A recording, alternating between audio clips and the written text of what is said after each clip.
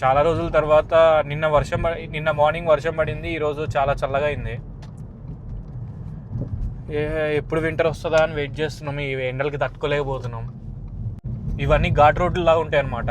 మనం ఎప్పుడైతే తిరుపతికి కానీ అటు ఇటు వెళ్తుంటే ఎలా ఉంటుందో అలా ఉంటుంది. సడన్గా కార్స్ కూడా వస్తాయి ఇలానే.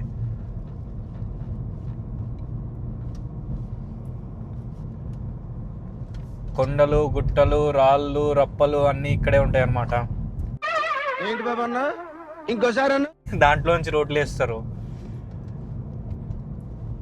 అందుకే వీటన్నిటినీ డెవలప్డ్ కంట్రీస్ అనేది.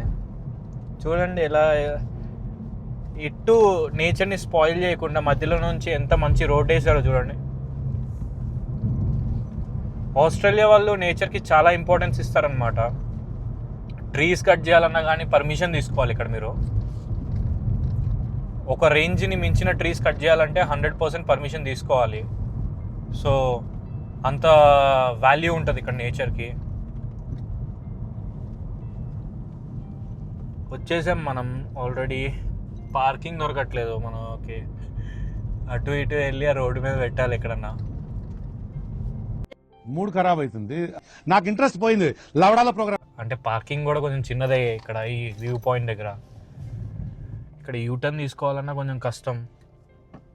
ట్రై చేస్తున్నాం యూటర్న్ తీసుకోవడానికి. సడన్గా ఎవడన్నా వచ్చాడంటే